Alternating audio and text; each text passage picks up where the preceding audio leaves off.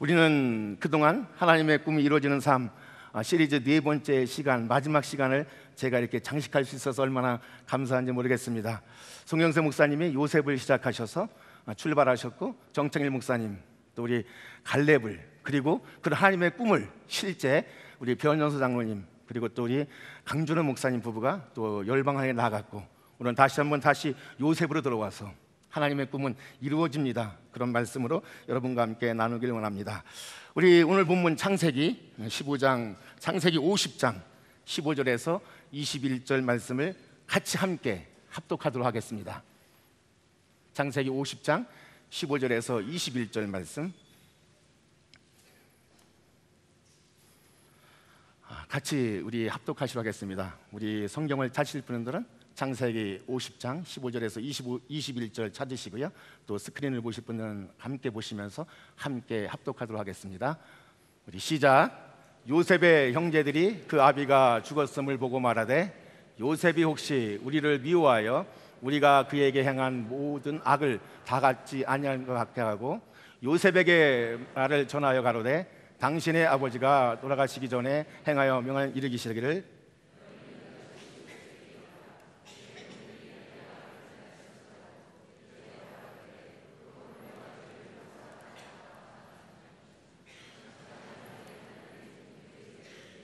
이제 용사수삼에 요셉이 그 말을 들을 때 울었더라. 그 형제들이 또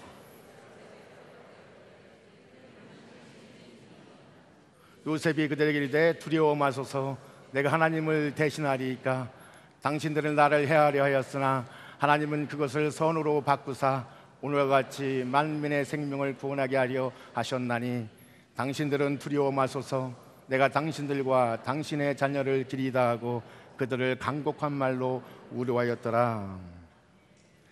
1940년도 뉴질랜드에서 양봉업을 하던 한 젊은 청년이 세계 최고의 봉우리 에베레스트산을 정복하기 위해서 출발했습니다.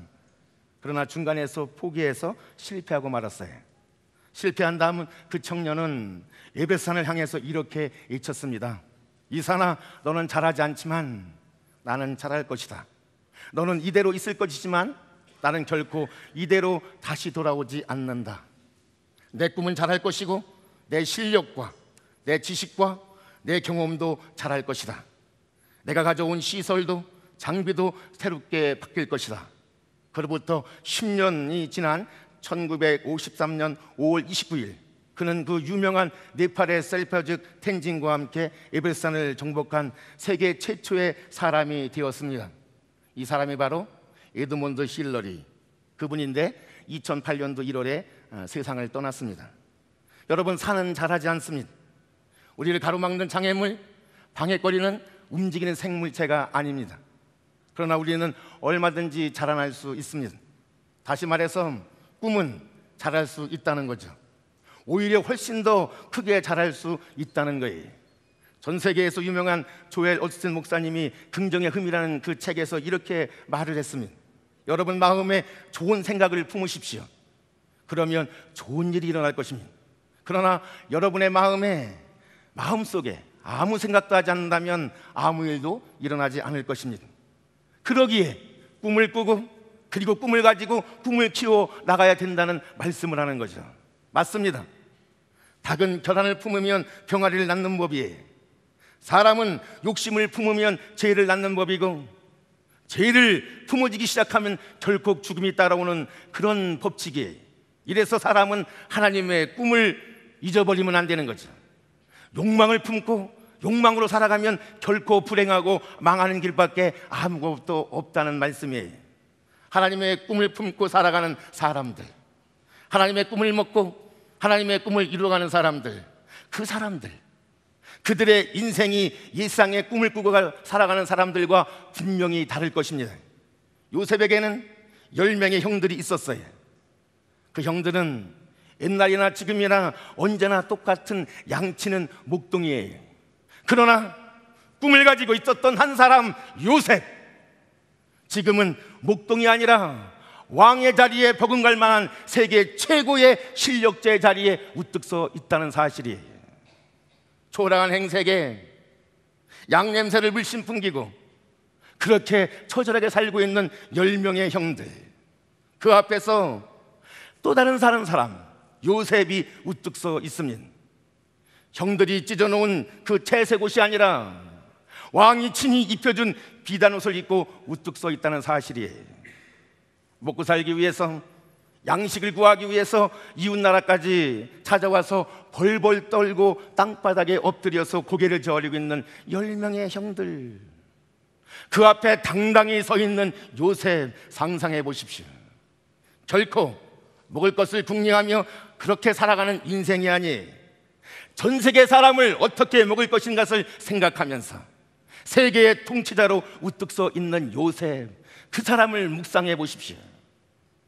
자신들의 목숨이 어쩌면 다른 사람의 손에 넘어가 있을 만큼 연약한 존재로 엎드려서 살려달라고 애원하고 간청하는 그 사람들, 그 앞에 당당히 서 있는 요셉, 전 세계를 통치하는 지도자로 우뚝 서 있습니다. 무엇이 이렇게 사람을 바꾸어 놓았을까요? 무엇이 하늘과 땅의 차이를 만들어 놓았을까요?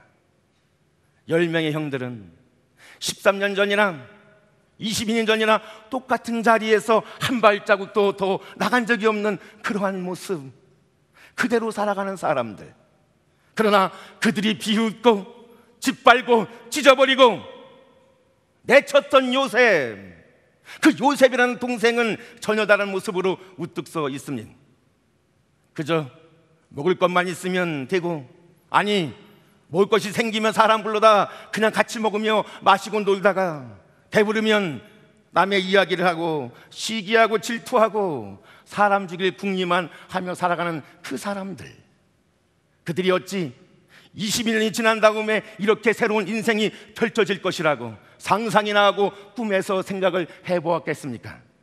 그러나 그들이 모여서 잡담하는 그 시간에 고난을 당하고 그들이 짓밟아 놓은, 그 찢어놓는 그 사람이 그렇게 되었지만, 꿈과 희망이 없는 사람처럼 되었지만, 그러나 그는 13년 동안, 아니 9년 동안 다시 만나는 그 순간에, 아니면 20년 만에 하늘과 땅의 차이를 만들어 놓았어요. 다른 사람이 되었어요. 두 부류 사람이 확연히 드러난다는 사실이, 무엇이 이들을 하늘과 땅에 그렇게 차이를 만들어 냈을까요? 같은 아버지 밑에서 자라고, 같은 집에서 출생하고 같이 교육도 받고, 정말 복잡한 집안이지만 10명의 형들은 그냥 적당히 살아가다가 이제 벌벌 떨면서 살려달라고 애원하고 있다는 사실이. 그러나 한 사람은 양식을 나눠주고 파는 전 세계의 통치자의 자리에 있다는 거예요. 무엇이 이들을 어떻게 갈라놓았을까요? 그것은 단 하나예요. 하나님의 꿈이에요. 가슴에 품고 있는 하나님이 주신 꿈, 그들은 이렇게 갈라놓았던 거예요. 도저히 가까이 갈 수 없는, 도저히 본접할 수 없는 그런 엄청난 상황으로 만들어 놓았다는 거예요. 가슴 속에 있는 꿈, 인생을 결정하는 법이에요. 가슴 속에 품고 살아가는 그 꿈이 인생의 크기를 결정하는 법이에요. 그 사람의 인격의 됨됨이를, 그 사람의 인생의 삶의 질을 무엇로 평가할 수 있어요? 그 사람 가슴 속에 품고 있는 하나님의 꿈이 결정하는 거예요. 전 세계에 150개 나라에 번역되어 6,500만 부 이상 팔린 연금술사라는 그런 책이 있어요. 우리 서점에도 있어요. 매일 연속적으로 꿈을 꾸었던 산티아고, 아버지의 강요에 의해서 신학을 공부하지만 자유로운 인생을 살고 싶었던 젊은 묵동 양치기 소년 산티아고, 그는 이집트의 피라밋을 꿈꿉니다. 그리고 그 피라밋 속에는 보물이 있을 것이다, 그렇게 생각하고 연속적으로 계속 피라밋을 찾아다닙니다. 그런데 어느 날 연금술사가 양치기 목적인 이 산티아고에게 이렇게 말합니다. 정말 네가 간절한 꿈을 갖고 살아간다면 온 세상은 벌떡 일어나서 너의 간절한 꿈을 도와줄 것이라고. 이게 연금술사에 나오는 가장 인상적인 글 중에 하나예요. 사실 세상은 내가 꾸는 꿈을 방해하고 짓밟고 빼앗아갈 때가 너무나 많이 있습니다. 그러나 연금술사를 지은 이 코엘류라는 저자는 우리가 진실한 소망을 품고 살아가는 한, 우리가 참된 소망을 갈망하고 살아가는 한, 이 세상은 오히려 나를 방해하는 사람보다 더 많은 사람이 벌떡 일어나서 나의 아름다운 소망을 이루어질 것으로 도와줄 것이라고. 이럼에도 불구하고 요셉은 온 세상 사람들이 그를 향하여 짓밟는 아픔 속에서 살아온 사람이에요. 요셉, 그가 가지고 있던 꿈과 그가 가지고 있던 그런 거룩한 꿈의 씨앗은 정말 저 자식보다 더 작은 씨앗이 잘 보이지도 않는 거예요. 그러나 분명한 것은 저 자식이 자라서 2m, 3m 정도의 나무처럼 자라난다는 사실이에요. 이렇게 하나님의 꿈의 씨앗은 저 자식보다도 더 작습니다.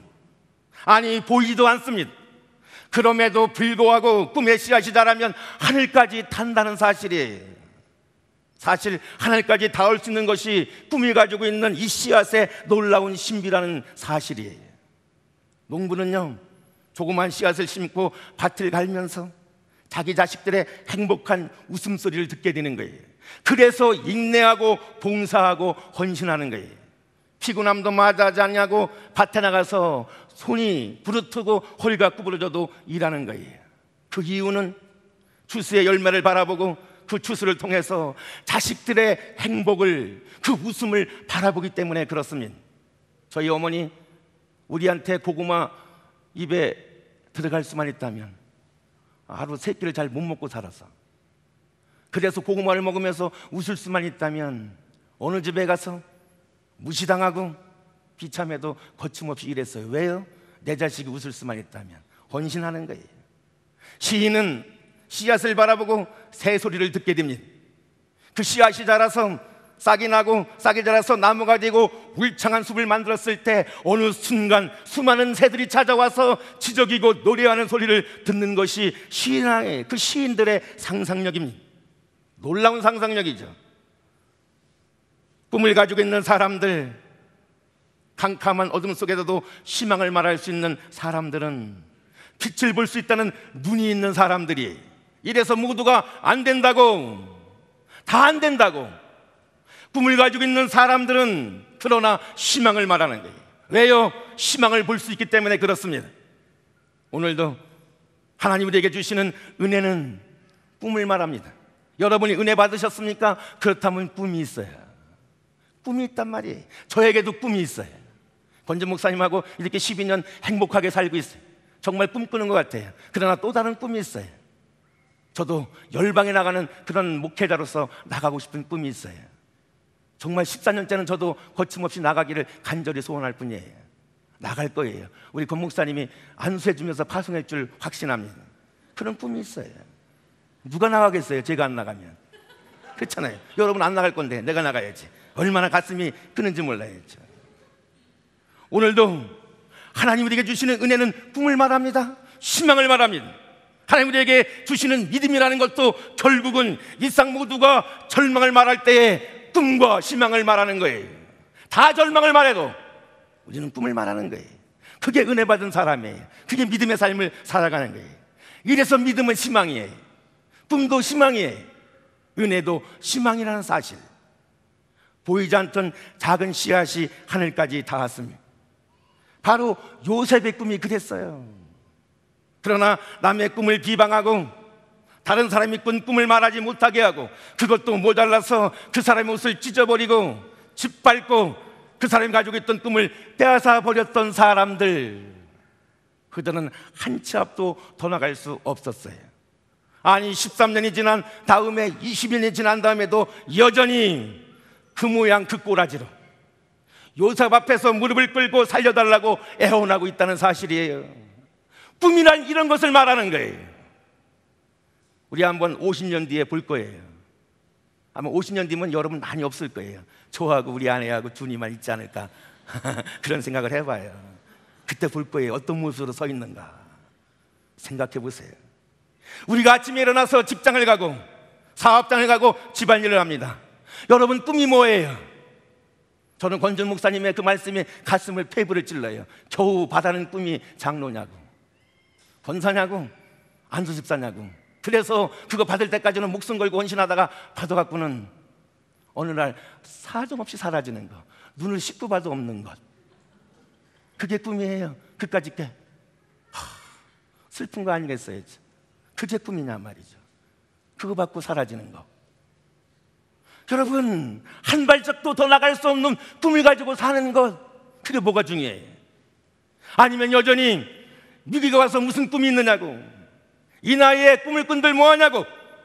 아니, 그 꿈을 가지고 있었지만 어느 순간에 다 빼앗기고 사라져버렸다고.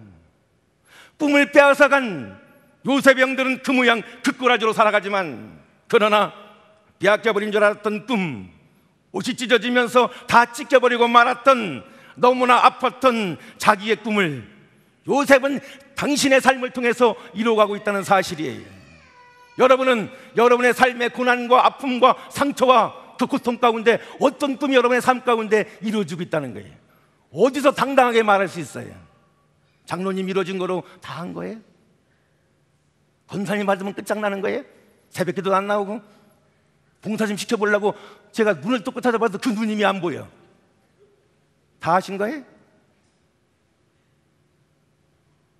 내 삶을 통해서 어떤 하나님의 꿈이 이루어지는지 말할 수 있느냐 말이에요.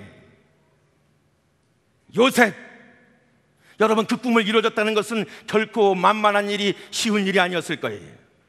17살부터 찾아왔던 외로움과 서러움, 그리고 혹독한 시련의 한복판에서 누구도 도와줄 수 없었어요.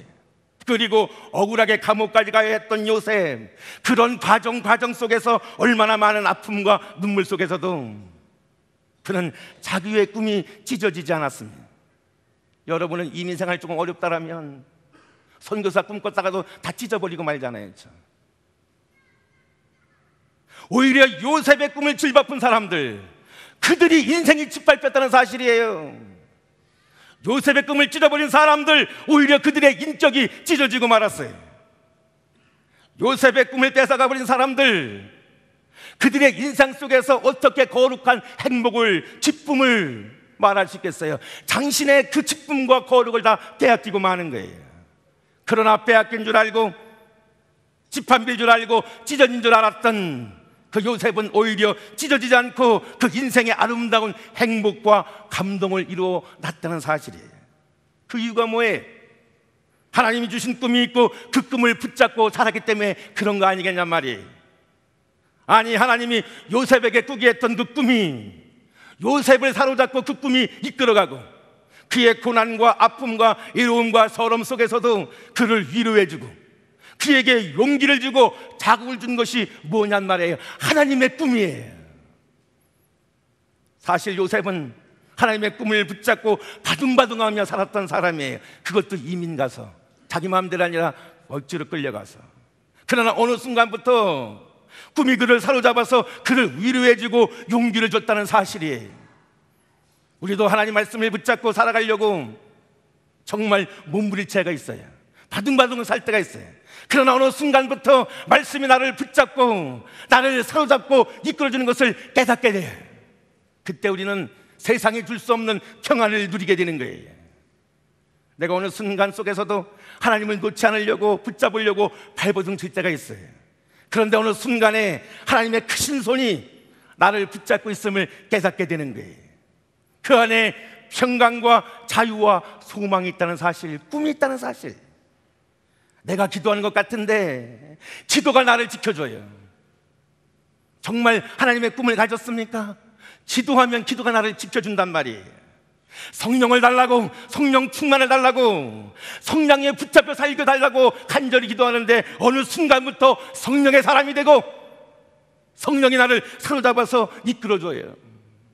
땅끝으로 가지 않으면 안 되는 그런 마음이 내 안에 불타고 있다는 사실, 그게 기도예요. 이게 믿음의 생활이에요. 요셉, 그에게 닥쳤던 환난과 고난 속에서 하나님이 주셨던 꿈을 붙잡으려고 발부둥 쳤지만 어느 순간부터 하나님의 꿈이 자기를 붙들어주고 이끌어주고 있다는 사실을 그는 알게 되었다는 거예요. 이래서 요셉은 그 일생을 하나님의 꿈이 지배하고 이끌어갔다는 것을 알 수 있어요. 요셉, 하나님의 꿈을 가지고 산 사람이, 그리고 이제 하나님의 꿈이 이루어진 사람이에요. 그런데 이렇게 하나님의 꿈이 이루어졌을 때 해결하고 실천해야 될 미션이 있다는 것을 여러분은 알고 계십니까? 그것은 요셉의 가슴속에 오물에 머물러 있던 형들에 대한 미움이에요. 이 미움을 어떻게 해결할 것인가? 용서에는 다른 길이 없다는 사실을 요셉은 알았을 거예요. 이래서 하나님의 꿈을 가지고 살아가 있는 사람들이 해결해야 될 미션이 있어요. 일상 살아가면서 내가 당한 고난, 아픔을 통해서 오늘도 세상에는 위로가 필요한 사람에게 위로해 줘야 된다는 사실이에요. 용서하면서, 그게 미션이에요. 몇십 년이 지났습니다. 아버지 야곱이 죽었습니다. 야곱이 죽고 나서 불쌍하기 짝이 없던 10명의 형들이 요셉을 찾아와서 이렇게 말합니다. 당신은 아버지가 말한 것을 알고 계십니까? 유언처럼 말씀한 것을 기억하고 있습니까? 요셉에게 야곱이 유언한 것을 형들이 기억하고 있다는 사실이에요. 어쩌면 야곱이 유언하지 않을 수 있어요. 왜냐하면 성경에 기록되어 있지 않기 때문에. 그러나 요셉의 형들은 자신들이 살기 위해서 비굴할 정도로 요셉에게 매달리고 있어요. 몇십 년 전만 해도 큰 소리를 치고 요셉을 짓밟고 요셉의 꿈이 말았을 때 빈정거렸던 사람들, 비아냥거렸던 형들의 모습이 이 모습으로 되어 있다는 거예요. 아버지 야곱이 죽자 요셉이 드디어 자기들에게 복수해서 죽일까 봐 매달리고 있어요. 아버지가 유언한 것, 너는 형들을 악으로 갚지 말라는 유언을 기억하라고요. 그리고 한마디를 더 합니다. 우리는 당신의 종입니다. 여러분, 이게 얼마나 비겁하고 비굴합니까? 그렇습니다. 꿈이 없는 사람들, 그래서 남의 꿈을 빈정거리고 비판했던 사람들, 마지막의 모습이 이것이라는 사실이 이렇게 비굴합니다. 살려달라고요. 우리가 당신의 종이라고. 그것도 형들이 말이에요. 남의 꿈을 짓밟고, 아니 남을 세워주지 못하고 남을 무너뜨린 사람들이 어찌 행복하겠습니까? 남들이 짓밟고 살아간 사람들에게 불안과 두려움은 당연한 것입니다. 이래서 동생에게 살려달라고 아주 비굴해지는 거예요. 우리는 당신의 종이라고 애원을 합니다. 이때 요셉이 눈물을 흘립니다. 너무나 가슴이 아파서 울고 있습니다. 지나간 세월 속에서 서러움과 외로움도 있었을 것입니다. 같은 노예끼리도 빈정대고 시부리 종놈이라고 무시당하고 주인에게도 학대를 당하고 감옥에서 죄수들에게 말할 수 없는 고통을 당했을 거예요. 그래서 그 순간순간을 기억하면서 눈물을 흘렸을 거예요. 아니면 아직도 자신의 마음을 몰라주는 형들이 불쌍하고 동상 앞에서 살려달라고 애원하며 손을 빌고 있는 형들을 바라보면서 눈물을 흘렸을 거예요. 지난날 과거에 죄를 뿌려놓고 그 죄의 열매를 거두고 있는 형들을 바라보면서 죄의 악랄한 모습을 바라보면서 눈물을 흘렸을 거예요. 아니 어쩌면 하나님이 자기에게 보여준 그 꿈이 현실화되는 것을, 그 놀라운 사실 앞에서 한치의 오차도 없이 하나님이 자신에게 보여준 그 꿈이 정확히 이루어지는 사실 앞에서 온몸의 전율을 느끼면서 감동하면서 눈물을 흘렸을 거예요. 곁단들이 자기를 향해 절을 했습니다. 하늘의 해와 달들이, 별들이 절을 했습니다. 자기 앞에서 살려달라고 벌벌 떨면서 땅에 엎드려서 절하고 있는 형들을 바라보면서 한치의 오차도 없이 이루어지는 그 하나님의 꿈에 전율했을 거예요. 이렇게 눈물을 흘리고 있던 요셉이 오늘 본문 창세기 50장 19절에 보면 이렇게 말합니다. 형님들 두려워 마세요. 내가 어찌 하나님을 대신합니까? 그리고 내가 당신과 당신의 자녀들을 기를 것입니다. 형들에게 간곡한 말로 여러분 위로했습니다. 여러분, 성공한 사람들의 목적은 성공에 있는 게 아니에요. 본격적인 삶이 그때부터 시작된다는 사실이에요. 형제교회, 성공한 교회예요. 그러면 본격적인 삶의 게임은 지금부터 시작이라는 사실을 잊지 마십시오. 에드먼드 힐러리 1953년 5월 29일 전 세계에서 가장 높은 에베레스트산을 정복하고 그는 고백을 했어요. 내 생애에 가장 기뻤던 순간은 세계 최초로 산을 정복한 게 아니라 내려오는 그때에 내가 무엇을 위해 살아갈 것인가를 결정했을 때 그때라고 말했어요. 이래서 에드먼드 힐러리는 네팔 사람들을 섬기기로 작정하고 그 생애에 접어도 네팔을 120번이나 비행기로 타고 들어갔다 나오면서 네팔 사람들을 섬기며 위로했던 일을 간증했습니다. 증언해줬어요. 그렇습니다. 꿈을 이루고 싶었던 욕심과 성공에 대한 욕심은 있었지만 성공에 대해 의미 없이 살아가는 사람, 그런 사람들은 성공한 다음에 반드시 실망합니다. 목회를 엄청나게 키워놨다가도 왜 내가 성공해야 되고 목회 갈지를 모르면 그때 무너지고 마는 거예요. 그래서 무서운 독재자가 되고 파괴자가 되고 또 다른 불행의 나락으로 떨어지고 마는 거예요. 에드먼드 힐러리 자기 명예를 이용해서 자랑하고 살지 않았습니다. 그 명예를 가지고 많은 후원금을 모아 네팔 땅에 학교와 병원을 세웠습니다. 무엇 때문에 산을 정복했는지 분명히 알았던 사람, 에드먼드 힐러리. 비행기를 타고 자기 있는 곳으로 오다가 아내와 딸들이 비행기가 추락해서 죽었습니다. 그러나 여전히 포기하지 않고 낭망하지 않았습니다. 하나님을 원망하지도 않았습니다. 하나님, 우리가 이렇게 선한 일을 위해 열심히 살았는데 왜 우리 가정에 이런 아픔과 불행과 비극을 줍니까? 원망하지 않았어요. 요셉, 자신에게 닥쳐왔던 환난과 고난과 고통을 겪으면서 보복하고 복수하기 위해서 살아온 인생이 아니라는 사실이에요. 이래서 요셉의 가슴 속에 분명히 해야 될 미션이 있습니다. 바로 용서에 대한 문제예요. 우리 형제교회가 여러분들 하나님의 꿈으로 가득 찼습니까? 그럼 반드시 미션이 있어요. 용서예요. 용서. 보디발 장군 아내에 대한 용서, 형들에는 용서, 그 용서는 요셉은 이렇게 풀고 있다는 사실이에요. 창세기 50장 21절에 보면 간곡한 말로 위로했다고요. 사도 바울도 고린도서 1장 4절에 보면 우리의 모든 환난 중에서 우리를 위로하사 우리로 하여금 하나님께 받은 위로로서 모든 환난 중에 있는 자들을 능히 위로하게 하시는 이시로다. 7절도 보면 너희를 위한 우리의 소망이 견고함은 너희가 고난에 참여한 자 같은 것 같이 위로해도 그러할 줄 알미라.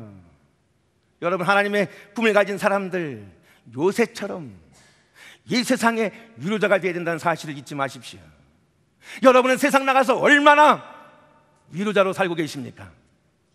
저는 우리 형제 공동체가 정말 하나님의 꿈으로 가득 차서 거기서 오는 고난과 아픔과 슬픔과 때로는 고난이 도리어 이 땅뿐만 아니라 온 열방을 위로하는 그런 복음의 능력 있는 교회가 될 수 있기를 간절히 소망합니다. 동시에 하나님의 꿈을 꾸고 살아가는 사람들은 때로는 그 꿈이 이루어지고 난 다음에 반드시 실천에 대한 문제가 있어요. 바로 내가 왜 이 성공을 이루었는가 묻는 거예요. 내가 왜 여기 왔는지, 내가 왜 이 일을 하는지, 내가 왜 애굽 땅에 와서 종살이를 하는지, 왜 애굽 땅까지 와서 죄수가 되고 내가 어찌하여 애굽의 총리가 되었는지 생각하면서 그 문제를 푸는 게 하나님의 꿈을 가진 사람들이 해야 될 미션이라는 사실이에요. 요셉의 형들이 창세기 45장부터 두려워 벌벌 떨고 있었어요. 그들을 향하여 요셉이 이렇게 말합니다. 당신은 나를 팔았다고 근심하지 마세요. 한탄하지 마세요. 나는 팔려온 사람이 아닙니다. 팔려왔다면 노예일 것입니다. 끌려왔다면 종일 것이에요. 그러면 죽지 못해서 사는 것이고 마지못해 살다가 그 인생 그렇게 끝나고 마는 거예요. 그러나 요셉, 내가 왜 이 땅에 끌려왔는가, 왜 팔려왔는가 생각을 하다가 그래, 난 끌려온 게 아니야, 하나님이 나를 보내셨다고 그렇게 해석을 했어요. 끌려온 것은 종이지만 보내서 왔다면 대사예요. 특사란 말이에요. 특별한 미션을 가지고 왔기 때문에 그래요. 한탄하지 마세요. 근심하지 마세요. 당신들이 판 것이 아니라 하나님이 나를 보내셨다고. 제가 형제교회 왜 왔을까요? 아부를 잘해서 왔을까요? 아니면 떠나고 싶은데 먹고 살기가 힘들어서 가지도 못하고 빌빌거리고 있을까요? 여러분, 그렇게 산다면 비극이에요.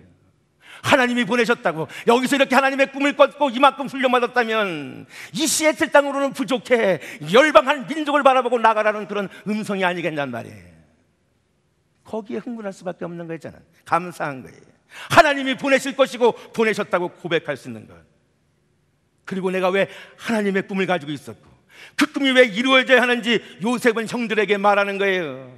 당신들을 구원하기 위해서라고, 그리고 온 세상을 구원하기 위해서라고 그렇게 고백을 하고 있어요. 창세기 50장에서도 똑같이 반복을 합니다. 두려워 떨고 비굴할 정도로 애원하고 살려달라고 하는 그 형들에게 요셉은 눈물을 흘리면서 형님들 근심하지 마세요, 한탄하지 마세요. 하나님께서 우리 가족만 구원하기 위해서가 아니라 온 세상의 생명을 구원하기 위하여 나를 이 땅에 보내신 것입니다. 당신들보다 나를 앞서 보낸 것입니다. 내가 왜 시애틀에 와서 이민생활을 해야 되는지, 내가 어쩌다가 이런 사람을 만나고, 내가 어쩌다 이런 장사를 하고 이런 직장을 다니고 있는지, 내가 어쩌다가 홀로 있는지, 내가 어쩌다가 형제까지 왔는지, 갈 데가 없어서 여기저기 기웃거리다가 그저 형제께 왔다고 불쌍한 사람들입니다. 문제를 육적으로 해석하는 사람과 영적으로 해석하는 사람의 차이가 어디 있습니까? 형님들, 내 꿈을 들어보세요. 웃기지 마. 내까지 겨우 목동하는 주제에 아니 다시는 말하지 마, 입을 찢어 놓을 거야. 그렇게 소리치는 형들과 하나님이 내게 꿈을 주셨다고 그렇게 하는 사람과 어찌 똑같은 인생을 살아갈 수 있겠습니까? 하나님이 나를 여기 보내주셨다고요. 나는 팔려진 사람이 아니라고. 형들이 나를 팔았어요. 세상 사람이 나를 짓밟았어요. 죄수로 끌려왔습니다. 감옥에 있었습니다. 그러나 하나님은 나를 그곳에서 안전하게 대피시켰었습니다. 이것이 우리가 풀어야 될 숙제라는 사실이에요. 아니, 우리가 실천해야 될 마땅한 미션이에요. 왜 살아야 하는지, 어렵고 힘든 이민자의 삶 속에서도 무엇을 위해서 살아가야 되는지 요셉은 형들에게 말합니다. 20절에 보면 당신들은 나를 헤아려 하였으나 하나님은 그것으로 선으로 바꾸사 오늘과 같이 만민의 생명을 구원하게 하시려 하셨나니. 하나님께서 악을 선으로 바꾸셨습니다. 그 이유가 있다면 하나님은 온 세상의 생명을 구원하기 위해서 악을 선으로 바꾸셨고 나를 당신들 앞에서 보내주셨다고요. 하나님의 꿈을 갖고 살아가는 사람들 푸될 숙제는 보복심이나 시기나 질투심으로 증오하고 보란듯이 자기 능력과 자기 잘남을 과시하며 살아가는 게 아니에요. 다른 사람의 생명을 구하는 데 있다는 것을 잊지 말기를 간절히 축복합니다. 우리는 결코 시시한 존재가 아니에요. 아무렇게나 막 살아갈 존재가 아니라는 것이죠.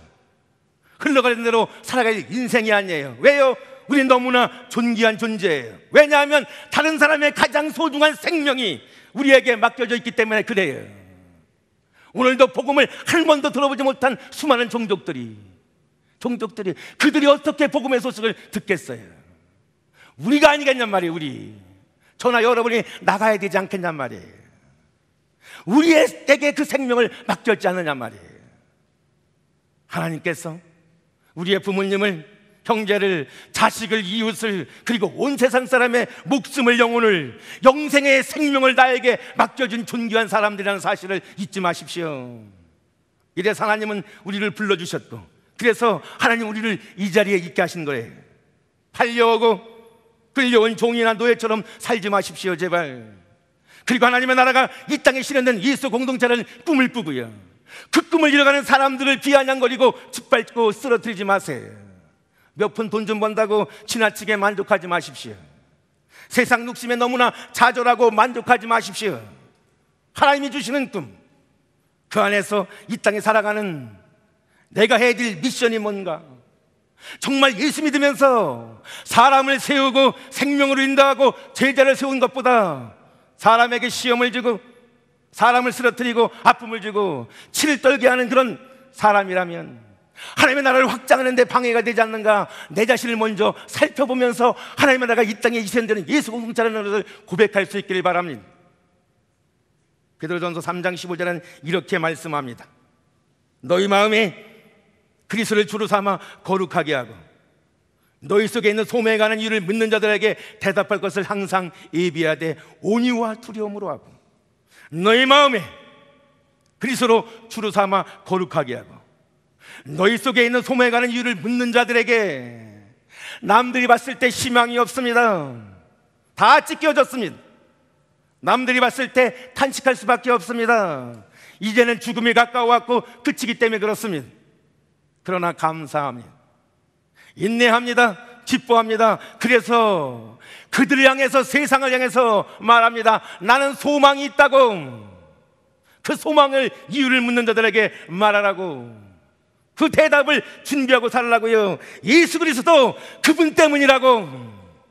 그것이 세상 사람들에게, 오늘도 희망이 없는 세상 속에서, 절망밖에 모르는 세상 속에서, 그래서 이런저런 고난이, 고통 속에서 죽는 것밖에 궁리하지 못하는 사람들에게 소망이 여기 있다고 말하고, 생명이 여기 있다고 말하고, 생명을 건질 수 있는 사람으로, 공동체로 살아가라고 우리 사도 베드로는 오늘도 간절히 우리에게 말씀하고 있다는 사실이에요. 여러분에게 소망을 가난 이유가 있습니까? 여러분의 소망이 뭐예요? 솔직히 얘기하자고요. 무슨 소망이 있어요? 뭔 소망이에요? 제발 말 좀 해보라고요. 말 좀. 소망에 관한 이유가 뭐예요? 하나님의 꿈을 가진 미션, 하나님의 꿈을 꾸고 그 꿈을 이루기 위해서 더 나가서 꿈이 이뤄진 다음에 실천의 덕목이 뭐냔 말이에요. 내 거야, 내 것이야, 그거 하고 싶은 거예요? 뭐예요? 요셉은 출세합니다. 형들이 찢어놓은 제사옷은 비참한 종의 옷으로 바꿔줬고 제세 옷으로 바꿔줬습니다. 사람들은 요셉을 그 옷을 갈기갈기 찢어놓고 심지어 그 제사옷에다가 짐승의 피를 묻혀놓았습니다. 끝났습니다. 끝난 줄 알았습니다. 그러나 하나님은 인간들이 짓밟아 놓은 그 채색옷, 인간들이 입혀놓은 그 제세옷을 친히 벗겨주시고 누구도 입혀줄 수 없는 왕만이 있는 비단 옷을 주님이 친히 입혀주셨습니다. 누가 하셨습니까? 하나님이. 이렇다면 요셉 얼마든지 할 말이 많습니다. 자서전을 출판하고 성공을 기념하면서 샴페인을 터뜨릴 수 있습니다. 그리고 보세요, 나는 순간순간 인내하고 겸손했습니다. 제발 보세요, 나는 그 위기의 순간에도 이런 기지와 지혜로 내가 벗어났습니다. 나의 능력이 탁월하지 않습니까? 나의 지식이 대단하지 않습니까? 그 잘남을 이야기하고 자랑하지 않았습니다. 형제께 뭘 더 자랑하고 싶습니까? 뭘 자랑하고 싶습니까? 요셉, 그의 일생의 주원은 언제나 하나님이었습니다. 하나님이 내게 꿈을 주셨고 오늘 악을 선으로 바꾸신 분도 하나님입니다. 내 고난과 슬픔 속에서도 왕의 비단으로 바꿔주신 분도 하나님이라고 고백하고 있습니다. 이래서 우리의 소망은 하나님의 뜻을 이해하고 해석하며 세상을 향해 하나님의 이름을 높이고 영광을 돌려드리는 것입니다. 형들에게 22년 전에 내 꿈을 들어보세요. 입을 막아버렸습니다. 말하지도 못하게 했습니다. 그럼에도 불구하고 그 꿈은 기어이 이루어지고 말았습니다. 오늘 그 형들에게 보세요, 보세요, 당신들이 비웃어버리고 당신들이 빈정거리고 당신이 찢어버린, 당신들이 짓밟아버린, 당신이 뺏어가버린 그 꿈이 이루어지지 않았습니까? 하나님이 이렇게 하셨습니다. 하나님이 주신 꿈을 우습게 여기지 마십시오. 하나님께서 주신 말씀을 우습게 여기지 마십시오. 하나님 우리에게 주신 은혜를 시시하게 여기지 마십시오. 20년이 지난 다음, 30년이 지난 다음에 여전히 양만치는 목동 신세, 나중에는 남에게 살려달라고 비굴할 정도로 애원하며 살아갈 뿐이에요. 뭐 있겠어요, 이민생활에서. 하나님은 신실하신 분입니다. 내게 약속을 주셨습니까? 그 약속은 반드시 이루어집니다. 보세요, 나를 보세요, 하나님이 살아계십니다. 그 이야기를 요셉이 지금 하고 있다는 거예요.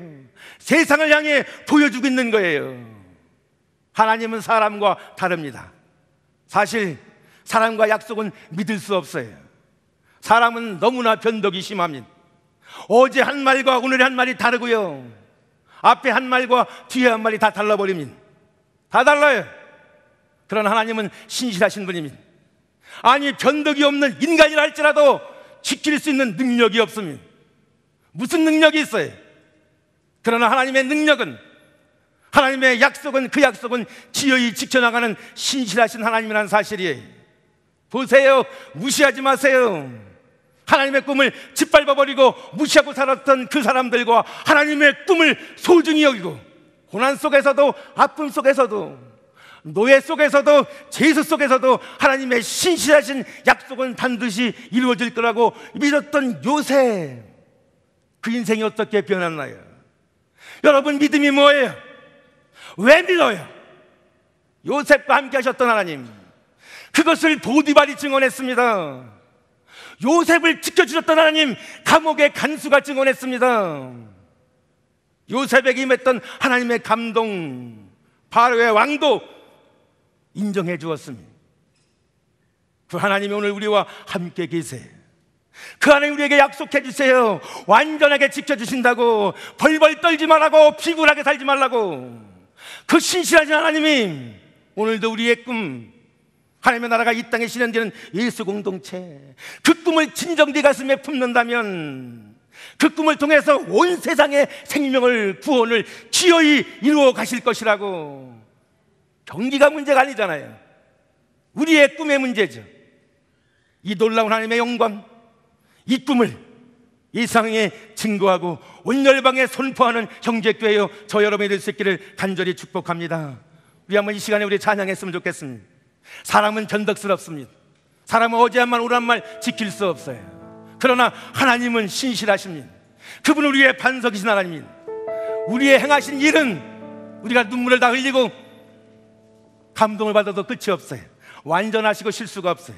여러분, 형제께 오신 것 완전하고 실수가 없으신 그분이 여러분 세우신 거예요. 그 하나님을 진심으로 찬양했으면 좋겠어요. 우리 함께 나의 반석이신 하나님을 찬양하도록 하겠습니다.